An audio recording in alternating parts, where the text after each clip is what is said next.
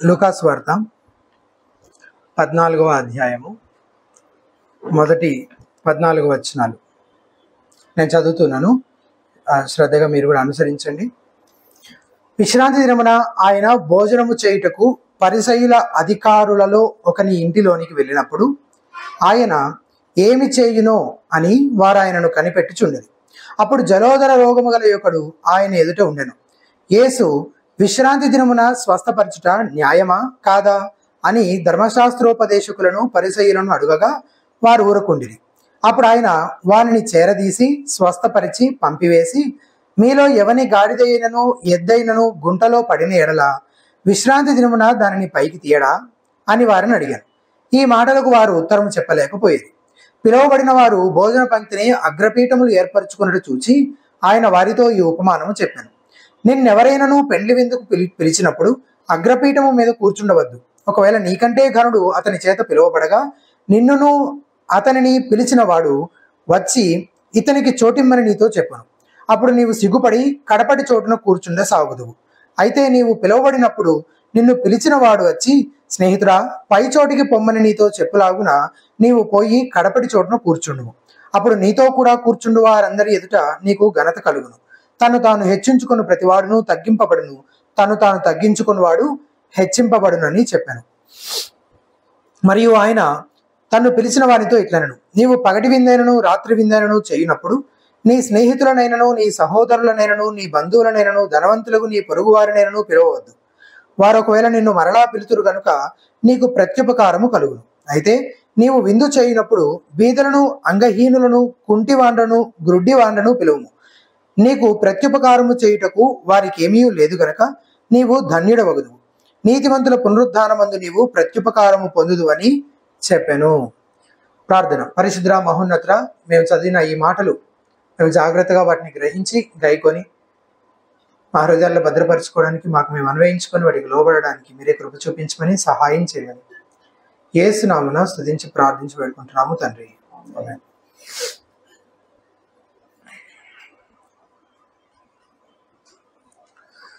కొంతమంది కరెక్షన్స్ అస్సలు తీసుకోలేరు కదా. తీసుకోలేరంటే పబ్లిక్లో అంటే తీసుకోవడం ఎవరికైనా కష్టమే యాక్చువల్గా కదా. అందుకే నేను ప్రతిసారి ఒక సామెత చెప్తుంటాను కదా, ఏంటది? మంచి మందిలో చెప్పాలి, చెడు చెడులో చెప్పాలి. మంచి ఏదైనా ఉంటే, అవతలను అప్రిషియేట్ చేసే విషయాలు ఏమైనా ఉంటే ఎక్కడ చెప్పాలి? నలుగురిలో చెప్పాలి, మందిలో. చెడు ఏమైనా ఉంటే, సరి చేసుకోవాల్సిన విషయాలు ఏమైనా ఉంటే ఏమని చెప్పాలి? సపరేట్గా పర్సనల్గా వెళ్ళి చెవిలో చెప్పడం అంటే అదనమాట. పర్సనల్గా వెళ్ళి చెప్పాలన్నమాట. ఓకే, అప్పుడు ప్రయోజనం ఉంటుంది అనమాట. లేకపోతే కరెక్షన్ వల్ల ప్రయోజనం ఉండదు. వాళ్ళు హర్ట్ అవుతారు అనవసరంగా, వాళ్ళని మీరు దూరం చేసుకునే వాళ్ళు అవుతారు. అవతల వాళ్ళని బాధ పెట్టడము, నొచ్చుకునేలాగా చేయడమే మన ఉద్దేశం అయితే నలుగురిలోని పట్టుకుని అనాలి. కానీ మన ఉద్దేశం అది కాదు కదా కదా. అవతల వాళ్ళు సరి చేసుకోవాలనేది ఉద్దేశం అయితే ప్రేమతో వ్యక్తిగతంగా పర్సనల్గా వెళ్ళి చెప్పాలి. కానీ నలుగురిలో తిట్టడం, నలుగురిలో అనడము చేయకూడదు. సరే, నువ్వు పర్సనల్గా వెళ్ళి చెప్పినా కొంతమంది కరెక్షన్స్ అసలు తీసుకోలేరు అనమాట. వాళ్ళని మీరు పొగుడుతున్నంత వరకు మీతో బాగానే ఉంటారు. కానీ నువ్వు ఫలానా విషయంలో తప్పు చేసావు, లేక ఫలానా విషయంలో నీ ఆలోచన సరైంది కాదు, నీ ప్రవర్తన నువ్వు మార్చుకోవాలి, నీ ధోరణి సరి చేసుకోవాలని చెప్తే మాత్రం కోపం వస్తుంది వాళ్ళకి. ఆ కోపాన్ని కొందరేమో ఆ కోపాన్ని, అసహనాన్ని వారి హావభావాల్లోనూ, ఇంకొందరైతే వాళ్ళ మాటల్లోనూ వ్యక్తపరుస్తారు. ఇంకొందరైతే పైకి ఏది చూపించరు, కానీ సైలెంట్గా మనతో రిలేషన్షిప్ కట్ చేస్తారు, దూరం అయిపోతారు, దూరంగా ఉంటారు అన్నమాట. కానీ దేవుని పరిశుద్ధ వాక్యం మన పాపాన్ని ఖండించేదిగా ఉంటుంది. కాబట్టి నాకు సరిచేయబడడం, ఖండించబడడం ఇష్టం ఉండదు అనే వాళ్ళకు బైబిల్ నచ్చదు. ఆ మాటకు వస్తే యేసుక్రీస్తు కూడా నచ్చడు. వాక్యం చేత నీ జీవితం సరిదిద్దబడకపోతే నువ్వు క్రీస్తులో ఎదగలేవు అని గుర్తించాలి. తిమోతికి రాసిన 2వ పత్రిక 3:16 మనందరికీ తెలుసు కదా. దైవావేశం వలన కలిగిన ప్రతి లేఖనము ఉపదేశించుటకును, ఖండించుటకును, తప్పుదిద్దుటకును, నీతి యందు శిక్ష చేయుటకును ప్రయోజనకరమై ఉన్నది. కొన్ని పాడుపడ్డ బంగ్లాలు ఉంటాయి కదా, ఇళ్ళు బాగా పాడుపడిపోయినాయి, పాత కాలంవి. వాటిని పడగొట్టి ఆ స్థలంలో కొత్తవి కడుతుంటారు కొన్నిసార్లు కదా. ఎట్లా కడతారు? పడగొట్టి కట్టడం అంటే ఆ పడగొట్టి ఆ శిథిరాలపైనే కొత్తది కడతారా? మరి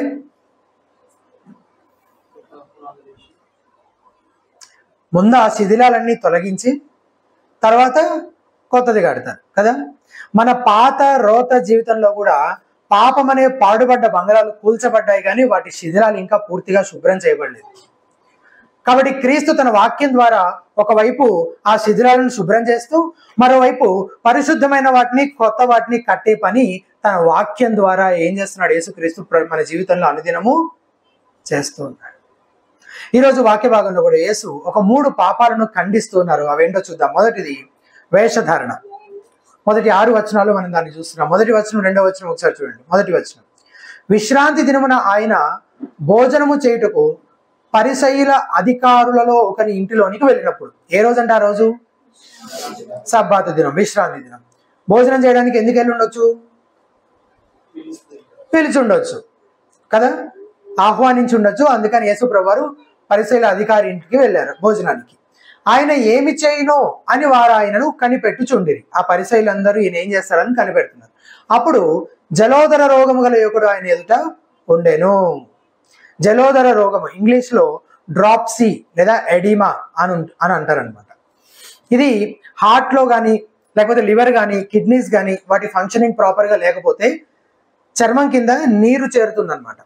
నీరు బట్టి మొత్తం అంతా ఇట్లా ఉబ్బిపోయి లావ్ అయిపోతాయి చేతులు, కాళ్ళు కానీ, లేకపోతే కొన్నిసార్లు శరీరం అంతా కూడా నీరు పట్టేసి మొత్తం ఇట్లా ఉబ్బిపోతారు అనమాట, లావ్ అయిపోతారు అనమాట.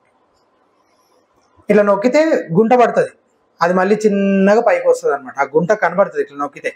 అట్లా లావ్ అయిపోవడాన్ని జలోదర రోగం అని అంటారు. ఆయన ఏం చేయను అని వారు ఆయనను కనిపెట్టుచుండిరి. ఈ మాటలు బట్టి యేసుక్రీస్తు ఎట్లాగైనా తప్పు చేస్తుండగా పట్టుకోవాలని కాచుకొని ఉన్నారనమాట వీళ్ళందరూ కదా. అసలు ఈ మాటలన్నింటిని బట్టి ఆలోచిస్తే ఈ జలోదర రోగం గలవాడిని కూడా వాళ్ళే తీసుకొచ్చి అక్కడ సెట్ చేసి ఉండొచ్చు. ఎందుకు? ఈరోజు విశ్రాంతి దినం, యేసుక్రీస్తు ప్రభువారు కూడా ఇన్వైట్ చేయబడ్డాడు. సో ఆయన వచ్చే అవకాశం ఉంది, స్వస్థపరిచే అవకాశం ఉంది. పైగా విందు జరిగేది ఎవరింట్లో? పరిసయ్యుల అధికారి ఇంట్లో. కాబట్టి అక్కడికి పెద్దలందరూ, పరిసయ్యులందరూ వచ్చే అవకాశం ఉంటుంది. సో అందరి సమక్షంలోనే రెడ్ హ్యాండెడ్ గా ఇతను ఏం చేయొచ్చు? పట్టుకోవచ్చు అనే వాళ్ళే సెట్ చేసి ఉండొచ్చు. యేసు ప్రభువు కూడా ఆ రోగిని చూసి, అయ్యయ్యో ఈరోజు విశ్రాంతి దినం కదా, కాబట్టి నేను ఈ రోజు స్వస్థపరిస్తే చుట్టూ ఉన్న వాళ్ళు గొడవ చేస్తారు, నువ్వు పని చేయి, రేపు వచ్చి నాకు కనిపించు, నేను రేపు నిన్ను స్వస్థపరుస్తాను అని అనలేదు. కావాలని పరిసయ్యులతో గొడవ అవుతుందని తెలిసి కూడా ఆ వ్యక్తిని స్వస్థపరుస్తాడు. పైపెచ్చు తనను విమర్శించాలని చూస్తున్న ఆ పరిసయ్యులనే తిరిగి ఖండిస్తున్నాడు అనమాట. కిందన్న వాక్య భాగాలన్నింటిలో మనం చూస్తే ఏమంటున్నాడు చూడండి, 3వ వచనం. ఇప్పుడు దాకా వాళ్ళు ఏం మాట్లాడలేదు, మీరు గమనించారా? ఒకవేళ మాట్లాడి ఉండొచ్చు, కానీ ఇక్కడ లూకా అయితే మనకేం చెప్పట్లేదు. మధ్యలో కాన్వర్జేషన్ ఏమైనా జరిగినట్టు చెప్పాడా? ఏం చెప్పలేదు. జస్ట్ అక్కడ ఉన్న సెట్టింగ్ ఏంటో చెప్పాడు. ఇప్పుడు యేసు 3వ వచనం, విశ్రాంతి దినమున స్వస్థపరచుట న్యాయమా కాదా అని ధర్మశాస్త్రోపదేశకులను పరిసయ్యులను అడుగగా అయిపోయింది. చిక్కుకున్నారు వాళ్ళు. ఇప్పుడు ఏం చెప్పాలో అర్థం కావట్లేదు, ఏం చెప్పాలో తెలియక ఏం చేస్తున్నారు? వారు ఊరకుండిరి. అసలు ఇలాంటి గెస్ట్ తమ ఫంక్షన్కి రావాలని ఎవ్వరు కోరుకోరు. అంటే కింద జరిగిన సీన్ అంతా చూస్తే ఏ ఫంక్షన్కి, ఏ డిన్నర్ పార్టీకి ఇలాంటి గెస్ట్ కావాలని అనుకోరు. ఊరకుండిరి. అప్పుడు ఆయన ఏమంటున్నాడు? వారిని చేరదీసి స్వస్థపరిచి పంపివేశాడు. మామూలుగా ఈ రోగం నయం అవ్వాలంటే కొన్ని రోజుల సమయం పడుతుంది కనీసం.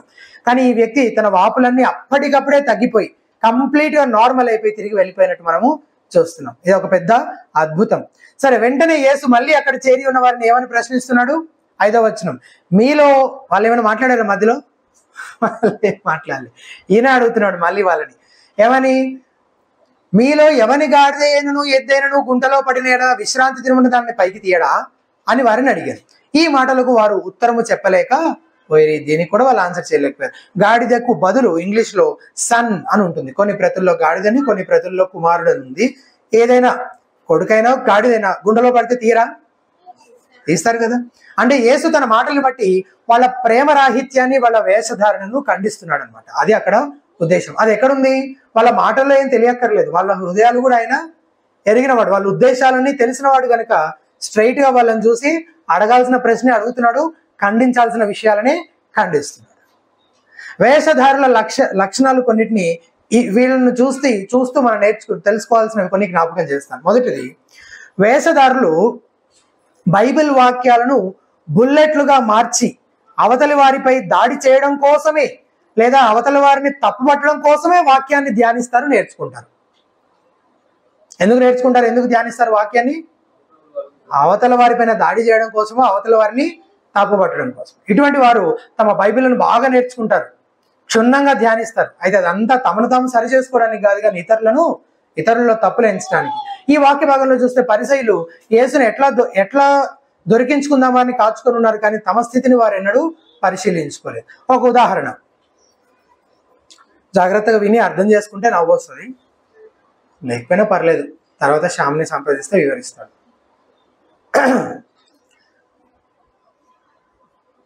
ఉదాహరణ ఏంటంటే, మొన్న సాయంత్రం భోజనం సమయంలో మధువన్నకి నాకు జరిగిన ఒక సంభాషణ గురించి ఏం మాట్లాడుకుంటున్నారని ఐజాక్ అంకుల్ శ్యామ్ని అడిగాడు అనమాట. దానికి శ్యాము, ఒకరేమో నీ పొరుగువాన్ని ప్రేమించు అంటుంటే ఇంకొకరేమో నీ పొరుగువాన్ని ఏది ఆశించకు అని అంటున్నారు అంకుల్ అని చెప్పాడు అనమాట. అర్థం కాలేదు కదా? అన్వేషకు అర్థమైంది.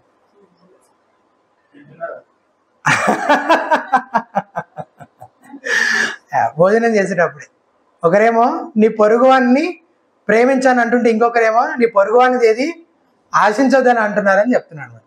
సరే, కానీ సీరియస్గా కూడా కొన్నిసార్లు భార్యాభర్తలు గొడవలు పడతారు కదా, వాక్యాలని బుల్లెట్లుగా చేసి తమ భాగస్వామిపై దాడి చేస్తుంటారు. నువ్వు భర్తలు ఇట్లా అంటుంటారు, నువ్వు నన్ను శిరస్సుగా గుర్తించి నాకు లోబడాలి అని బైబిల్ చెప్తుంది కదా, కాబట్టి నేను యజమానిని, నువ్వు నాకు లోబడాలి అని భర్తలు భార్యల పైన అజమాయిషి చేసి పెత్తనం చేసి వాళ్ళని అణిచేటువంటి ప్రయత్నం చేస్తుంటారు. భార్యలు లోబడాలని బైబిల్ చెప్పిన మాట నిజమే. భార్య లోబడమని చెప్పిందా చెప్పలేదా? ఆజ్ఞ ఉందా లేదా? ఉంది. కానీ ఆజ్ఞ ఎవరికి ఇవ్వబడింది? ఆ ఆజ్ఞ ఎవరికి ఇవ్వబడింది లోబడి ఉండమని? భార్యలకు. నీ జీవిత భాగస్వామిని ఎట్లాగైనా లోపరుచుకో, నీ చెప్పు చేతుల్లో పెట్టుకో అని భర్తకు చెప్పలేదు. భర్తకు చెప్పిందా? భర్తకు వేరే ఆజ్ఞ ఉంది. ఏంటది? పురుషులారా, మీరును మీ భార్యలను ప్రేమించుడి, అటువలే క్రీస్తు కూడా సంఘమును ప్రేమించి దాని కొరకు తను తాను అప్పగించుకొనెను. కాబట్టి భార్యలైనా భర్తలైనా వాక్యాన్ని అవతల వారిపైన దాడి చేయడానికో, అవతల వారిని తప్పుపట్టడానికో కాకుండా నిన్ను నువ్వు పరిశీలించుకోవడానికి వాడాలి. ప్రధానంగా నేను నా భర్తకు లోబడుతున్నానా అని ప్రతి భార్య ఆలోచించుకోవాలి. నేను నా భార్యను ప్రేమిస్తున్నానా అని ప్రతి భర్త తన సొంత హృదయాన్ని తాను పరిశీలించుకోవాలి. లేకపోతే ఈ వేషధారులైన పరిసయ్యుల్లా ప్రవర్తిస్తున్నట్లే ఈ విషయంలో మనల్ని మనము పరిశీలించుకుందాం. ఇంకా కొందరు పాస్టర్ గారి ప్రసంగంలో తప్పులు పట్టుకోవాలని తాపత్రయపడుతుంటారు. నిజంగా పొరపాట్లు ఉంటాయి, తప్పులుంటే అతన్ని సరి చేసుకోమని చెప్పడం మంచి విషయమే. కానీ చిన్నదానికి పెద్దదానికి అసలు ప్రకటించబడుతున్న వాక్యం వెలుగులో తనను తాను పరిశీలించుకోకుండా, తనకు ఆ మాటలను అన్వయించుకోకుండా, తనను తాను సరి చేసుకోకుండా ఎంతసేపు పాస్టర్ గారిలో ఏం తప్పు దొరుకుతుందా అని వెతుకుతూ ఉండేవారు ఈ పరిసయ్యుల వంటి వేషధారులే అవుతారు. మనలో ఎవరు ఇలా చేయట్లేదని నేను అనుకుంటున్నాను. కానీ ఎవరికైనా ఇట్లాంటి ఆలోచనలు, ఇలాంటి శోధన ఉండుంటే కనుక తమ హృదయాలను తాము పరిశీలించుకోవాలని మనమే చేస్తాం. రెండవదిగా, వేషధారులు ఎప్పుడు దేవుని ఎదుట తమ హృదయం ఎలా ఉందో చూసుకోవడం కంటే ఎక్కువగా మనుషులు కల్పించిన ఆచారాలపైన శ్రద్ధ పెడతారు. వేటిపైన? మనుషులు కల్పించిన ఆచారాలపైన. పితృపారంపర్యాచారాలు అని చదువుతాం కదా బైబిల్లో మనం. ఈ వాక్య భాగంలో ఆ రోగంతో బాధపడుతున్న వాడి బాధ వాళ్ళకి అసలు కనబడట్లేదు ఆ పరిసయ్యులకి. దానికంటే వాళ్ళకి ఏది ప్రాముఖ్యమో, వాళ్ళ సబ్బాతు రూల్స్ అండ్ రెగ్యులేషన్స్ అక్కడ బ్రేక్ అవుతున్నాయి, వైలేట్ అవుతున్నాయి, అది వాళ్ళ బాధ. ఒకవేళ యేసుక్రీస్తు విశ్రాంతి దినం యొక్క రూల్స్ వైలేట్ చేసి ఉండకపోతే అప్పుడు యేసు ప్రభువుతో వాళ్ళకి అసలు సమస్య ఉండేది కాదు. కానీ యేసు ఎప్పుడు హృదయానికి సంబంధించిన వాటితో వ్యవహరిస్తాడు కదా. కాబట్టి నీ ఆలోచనలు, ఉద్దేశాలు ఎలా ఉన్నాయి, నీ హృదయం ఎలా ఉందో పరిశీలించుకోవడం కంటే ఎక్కువగా మనుషులు పెట్టుకున్న రూల్స్ వైలేట్ అవుతున్నాయని వరి అవుతున్నావా, అప్పుడు నీ హృదయాన్ని నీవు పరిశీలించుకోవాలి. నువ్వు వేషధారులాగా ప్రవర్తిస్తున్నట్లయినా నీవు పరిశీలించుకోవాలి. మూడవదిగా, వేషధారులు తమ స్వార్థపూరిత ప్రయోజనాల కోసం రూల్స్ ని ఎలా కావాలంటే అలాగా బెండ్ చేసి, ట్విస్ట్ చేసి చేసుకోగలుగుతారు. కానీ అవతల వారి విషయంలో మాత్రం చాలా రిజిడ్ గా, స్ట్రిక్ట్ గా, హార్ష్ గా బిహేవ్ చేస్తారు. ఇప్పుడు ఉదాహరణకి విశ్రాంతి దినమైనా సరే పరిసయ్యులు ఎక్కడికి వెళ్ళాలనుకుంటే అక్కడికి వెళ్ళగలరు, ఏం చేయాలనుకుంటే చేయగలరు. అందుకే కదా యేసుప్రభువు ఇట్లాగని ప్రశ్నిస్తున్నాడు, ఎద్దైనా గాడిదైనా గుంటలో పడితే తీయవా? ఈ మనిషి ఆ జంతువుల కంటే హీనం అయిపోయాడా అనేది దాని వెనకాల ఉన్న ఫోర్స్ అనమాట. ఇతను బాగుపడితే మీ ఆచారాలకు భంగం కలుగుతుందని మీరు ఇంత ఇప్పుడు స్వస్థపరచడం వల్ల భంగం కలిగింది వేటికి? ధర్మశాస్త్రంలో ఉన్న నీతి నియమాలకు, కట్టడలకు, విధులకు కాదు. దేనికి? వాళ్ళు కల్పించుకున్న ఆచారాలకు. ఈ మనిషి స్వస్థపడడం కంటే ఏది ప్రాముఖ్యమైనది ఇప్పుడు వాళ్ళ దృష్టిలో? వాళ్ళు పెట్టుకున్న రూల్స్ అండ్ రెగ్యులేషన్సే. వాళ్ళ వాదన ఏమై ఉండొచ్చు అంటే, నువ్వు ఏమైనా చెప్పు, విశ్రాంతి దినాన స్వస్థపరచడం మాత్రం నిషిద్ధం అని అంటుండొచ్చు, అనుకుంటుండొచ్చు. కానీ ఒకసారి ఆలోచించండి, ఒకవేళ ఆ విందుకు వారందరినీ ఆహ్వానించిన పరిసయ్యుల అధికారి యొక్క భార్యో, కూతురో, కొడుకో ఇలాంటి రోగంతో బాధపడుతూ ఉంటే యేసు వారిని స్వస్థపరుచుంటే అప్పుడు కూడా ఇట్లాగే మాట్లాడుండేవారా? అప్పుడు దానికి కావాల్సిన rules and regulations, loop holes అవన్నీ తెలుసు వాళ్ళకి. ఎందుకు? వాళ్ళకి కావాల్సినట్టుగానే రాసుకున్నారు కదా, వాళ్ళు రాసుకునే కదా. అట్లీస్ట్ ఆ పరిసయ్యుల అధికారి అయితే అలా మాట్లాడుండేవాడు కాదు. కాబట్టి వేషధారి మనుషులు పెట్టుకున్న రూల్స్ అయినా తాను కావాలంటే తెలివిగా తప్పించుకుంటాడు, కానీ ఇతరుల విషయంలో మాత్రం స్ట్రిక్ట్ గా పాటించాల్సిందే అని వాళ్ళపైన రుద్దుతాడు. ఈ విషయంలో కూడా మనల్ని మనము పరిశీలించుకోవాలి. మనం కూడా ఎప్పుడైనా ఏ విషయాల్లోనైనా ఇలా ప్రవర్తిస్తున్నామా? నాలుగవదిగా, వేషధారులు ఎన్ని ఆధారాలున్నా తమ పాపంలో కొనసాగడం కోసం ఆ ఆధారాలన్నింటినీ నిర్లక్ష్యం చేస్తారు. ఉదాహరణకు, ఈ జలోదర వ్యాధితో బాధపడేవాడు అద్భుత రీతిన స్వస్థపరచబడ్డాడు, కానీ అసలు పరిసయ్యులు దాని గురించి ప్రస్తావించడమే లేదు, దాని గురించి అసలు ఏం మాట్లాడట్లేదు, దాన్ని అసలు పట్టించుకోవట్లేదు. అండ్ ఇలా జరగడం ఇది మొదటిసారి కాదు. 4వ అధ్యాయంలో మనం చూసాం కదా, యేసుక్రీస్తు విశ్రాంతి నాడు సమాజ మందిరంలోనే ఒక దయ్యం పట్టిన వాడి నుంచి దయ్యాన్ని వెళ్ళగొట్టాడు. అదే 4వ అధ్యాయంలో విశ్రాంతి దినానే సీమోన్ అతను స్వస్థపరిచాడు. 6వ అధ్యాయంలో విశ్రాంతి దినానే హుత చేయగల వారిని స్వస్థపరిచాడు. 13వ అధ్యాయంలో విశ్రాంతి దినానే 18 ఏళ్లుగా నడుము వంగిపోయిన స్త్రీని సమాజ మందిరంలోనే స్వస్థపరిచాడు. ఇంకెన్ని ఆధారాలు కావాలి? పరిసయ్యులు నిద్ర మేల్కొని బహుశా మనమే తప్పేమో, ఆయన చెప్పేది చేస్తున్నదే సరైనదేమో అని గుర్తించడానికి. దీన్ని బట్టి అసలు వాళ్ళు ఈ వేషధారణ అనే పాపంలో ఎంతలా మునిగిపోయారో అర్థం చేసుకోవాలి మనం. ఈ పాపం మనలో కూడా ఉంటే దాన్ని వేళ్లతో సహా పెరిగి పారేయాలి. ఒకవేళ నువ్వు ఈ విషయంలో జాగ్రత్తగా లేకపోతే నువ్వు కూడా నీ పాపాన్ని కప్పిపుచ్చుకోవడానికి ఒక కొత్త వాదన తయారు చేసుకుంటావు. బైబిల్ చేసే గద్దింపును పూర్తిగా నిర్లక్ష్యం చేస్తావు. దేవుని వాక్యం మనందరికీ వర్తిస్తుంది, నాతో సహా. అసలు మీకు చెప్తున్న మాటలు ముందు నాకు నేను చెప్పుకోకుండా, నాకు నేను ప్రకటించుకోకుండా మీకు ప్రకటిస్తే నేను ఒక దౌర్భాగ్యుడు. కాబట్టి వేషధారణ అనే పాపము నుండి తప్పించుకోవడం కోసం వాక్యం మిమ్మల్ని ఖండించనివ్వండి, సరిచేయనివ్వండి. మీరు మీ పాపాలను బట్టి నిజమైన పశ్చాత్తాపం, మారు మనసు పొంది వాక్యానికి విధేయత చూపించడానికి ప్రయత్నించండి. రెండవది, గర్వము అనే పాపము. 7 నుంచి 11 వరకు ఉన్న వచనాలు ఒకసారి చదువుదాం. 7వ వచనం, పిలువబడిన వారు భోజన పంక్తిని అగ్రపీఠములు ఏర్పరచుకున్నట్టు చూచి ఆయన వారితో ఈ ఉపమానం చెప్పాను. నిన్నెవరైనాను పెండ్లి విందుకు పిలిచినప్పుడు అగ్రపీఠము మీద కూర్చుండవద్దు. ఒకవేళ నీకంటే ఘనుడు అతని చేత పిలువబడగా నిన్నును అతనిని పిలిచిన వాడు వచ్చి ఇతనికి చోటిమ్మని నీతో చెప్పును. అప్పుడు నీవు సిగ్గుపడి కడపడి చోటున కూర్చుండ సాగుదువు.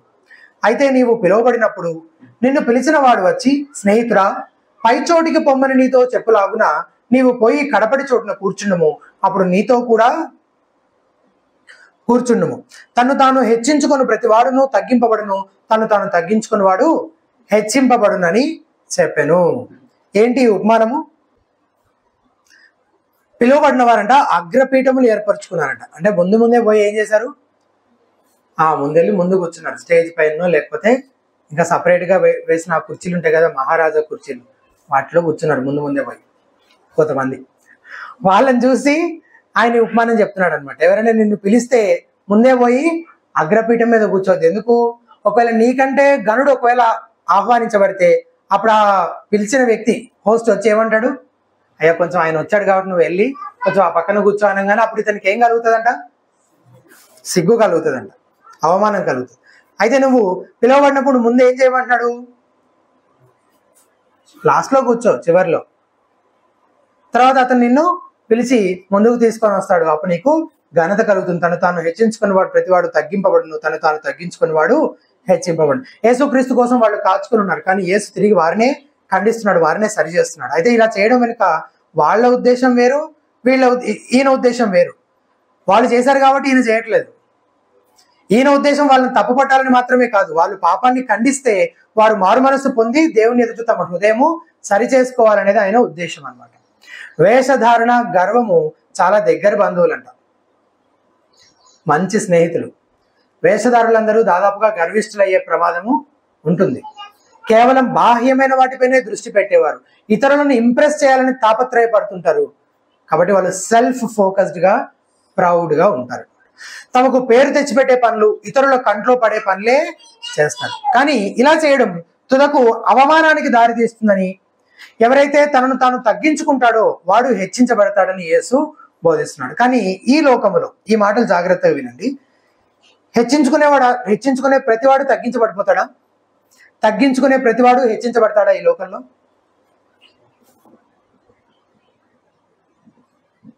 జరగదు కదా.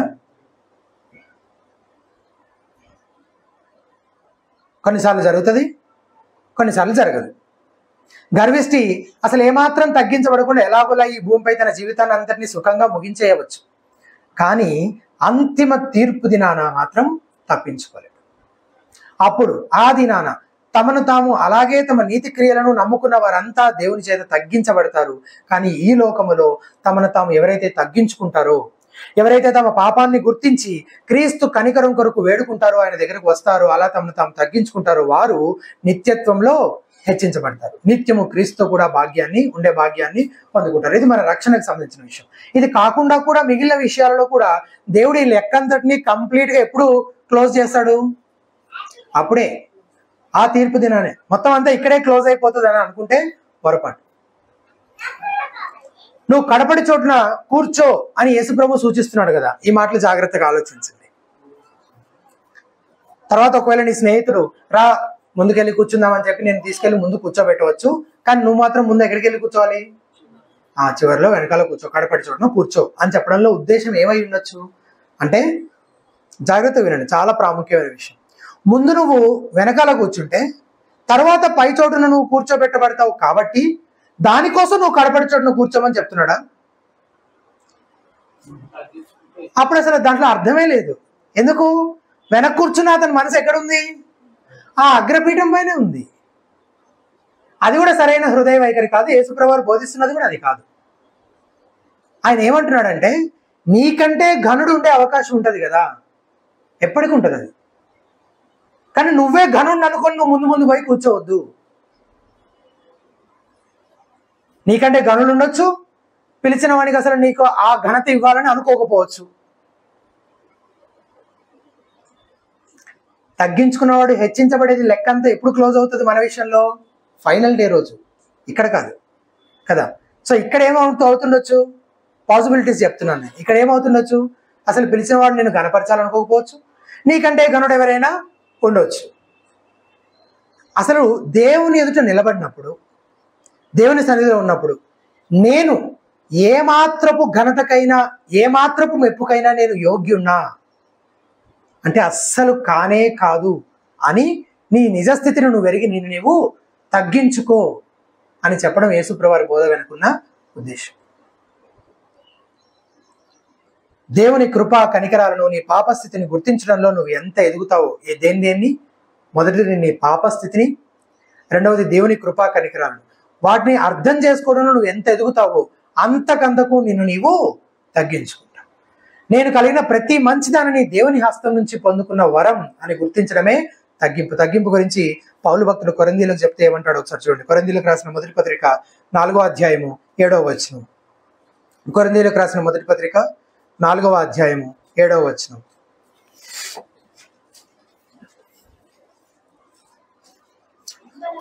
మధ్యలో నుంచి అయితే సరిపోతుంది, నేను చదువుతున్నాను. కొరింథీయులకు రాసిన మొదటి పత్రిక 4వ అధ్యాయము 7వ వచనం. నీకు కలిగిన వాటిలో పరుని వల్ల నీవు పొందనిది ఏది? పొంది నుండి పొందనట్లు నీవు అతిశయింపనేలా? పరుని నుండి అనే మాట ఇంగ్లీష్లో లేదు. And if you did receive it, why did you boast as if you have not received it? మనం కలిగి ఉన్నవన్నీ మనం పొందుకున్నవే. ఎవరి దగ్గర నుంచి? దేవుని దగ్గర నుంచి. అంటే దేవుని దగ్గర నుంచి పొందుకున్నది ఏదైనా నా దగ్గర ఉందా? లేదు. ఏమీ లేనప్పుడు మరెందుకు ఇంకా అతిశయం కదా? పలానాది నాదే, నేనే సంపాదించుకున్నాను, ఇది నా సొంతం అని మనం చెప్పగలిగేది ఏదైనా ఉందా? దేవుడు అనుగ్రహించనిది, దేవుని దగ్గర నుంచి మనం పొందుకోనిది ఏది లేనప్పుడు ఇంకా అతిశయించడం ఎందుకు? యేసు మాటల్లో తగ్గింపు అంటే ఏంటో యోహాను చెప్తాడు కదా. యోహాను రాస్తాడు, యోహాను సువార్త 15వ అధ్యాయంలో ఆ ద్రాక్షావళి గురించిన సందర్భంలో ఉంటుంది కదా.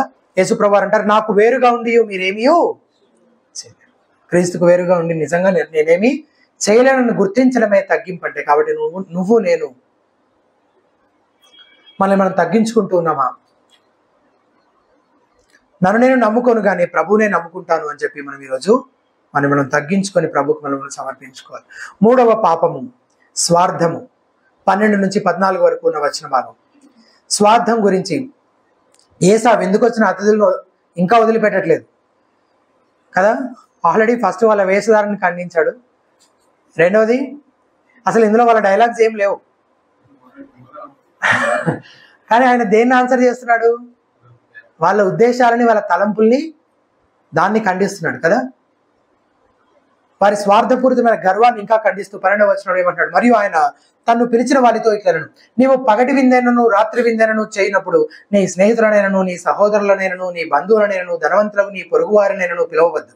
వారు ఒకవేళ నిన్ను మరలా పిలుతురు కనుక నీకు ప్రత్యుపకారము కలుగును. అయితే నీవు విందు చేయనప్పుడు బీదలను, అంగహీనులను, కుంటివాండను, గుడ్డివాండను పిలువుము.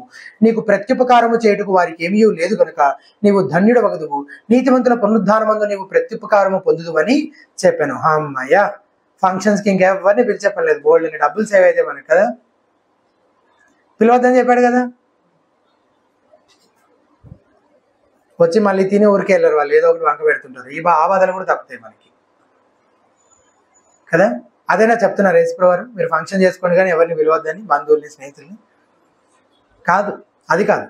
ఒకవేళ నువ్వు ఏదైనా మేలు చేస్తే తిరిగి నీకు మేలు చేయగలిగేవాడిని, లేదా భవిష్యత్తులో నీకు, నీ కుటుంబానికి, నీ ఉద్యోగానికి ఏదైనా ప్రయోజనం ఉండొచ్చు అని ఆశించి అధికారులను, ధనవంతులను, పేరు ప్రఖ్యాతులు గల వాళ్ళను మాత్రమే పిలిస్తే అప్పుడు అది దాతృత్వం అనిపించుకోదు, ప్రేమ అనిపించుకోదు.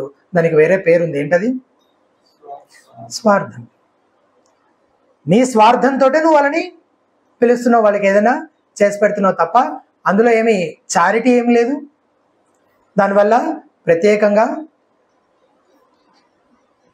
నీకు కలిగేటువంటి ప్రతిఫలం కూడా ఏమీ ఉండదు. నిజమైన పరిచర్య అంటే అది ప్రేమతో కూడినదై తిరిగి ఏమీ ఆశించకుండా ధారాళంగా ఇచ్చేదిగా ఉంటుంది. క్రైస్తవులమైన మనం దేవునిపై మనకున్న ప్రేమను బట్టి, ఇతరులపై మనకున్న ప్రేమను బట్టి పొరుగు వారిని సేవించాలి. మరో విధంగా చెప్పాలంటే నువ్వు ఈ లోకంలో తిరిగి ఎటువంటి గుర్తింపు, బహుమానము ఆశించవద్దు. కానీ నీ దృష్టి అంతా ఎక్కడ ఉండాలి? నిత్యత్వం పైనే ఉండాలి. అక్కడ నువ్వు ధనం సమకూర్చుకోవాలి. ఆ మాట ఉంది చూడండి చివరి వచనం 14వ వచనంలో ఉంది చూడండి, నీకు ప్రత్యుపకారము చేయుటకు వారికి ఏమీ లేదు గనుక నీవు ఏమవుతావు? ధన్యుడవగుదువు కదా.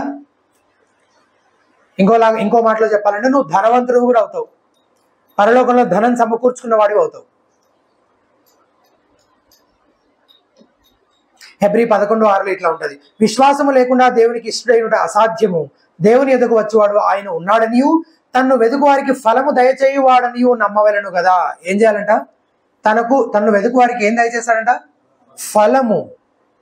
He's the rewarder of those who seek him. ఆయన ఖచ్చితంగా ఫలాన్ని అనుగ్రహిస్తాడు. చాలా విషయంలో దేవుడు ఈ లోకంలోనే మనకు తిరిగి ప్రతిఫలం లేదా బహుమానం దయచేయడాన్ని మనం చూస్తుంటాం, అనుభవిస్తుంటాం. ఇంకా చాలా విషయాల్లో అసలు ఎటువంటి ప్రతిఫలము పొందుకోము, ఎటువంటి ఆశీర్వాదాలు చూడము. అసలు మనం చేసిన పరిచర్య, ఉపకారము ఎవ్వరు గుర్తించకపోవచ్చు. నువ్వు ఎంతో మందికి ఎంతో సహాయం చేసి ఉండొచ్చు, వాళ్ళు నీకు తిరిగి థ్యాంక్స్ కూడా చెప్పకపోవచ్చు. అయితే ఇదంతా ఈ లోకంలోనే సెటిల్ అయిపోతుంది అని అనుకోకూడదు. కానీ దేవుడు తప్పక ప్రతిఫలము అనుగ్రహించేవాడు ఎక్కడ? ఆ అంతిమ దినాన. అయితే కొన్నిసార్లు మనకు రావాల్సినంత గుర్తింపు రాలేదనుకోండి, మన ఉద్దేశాలు మనం సరి చేసుకోవడానికి అదొక పరీక్ష. ఎట్లా పరీక్ష? గుర్తింపు కోసం, బహుమానం కోసం, మెప్పు కోసం నువ్వు ఎంత వెంపర్లాడుతుంటే, అది దక్కనప్పుడు నువ్వు ఎంత కృంగిపోతుంటే, నిన్ను నువ్వు అంత ప్రేమించుకుంటున్నట్లు అంత స్వార్థపరుడివి, స్వార్థపరురాలి నువ్వు.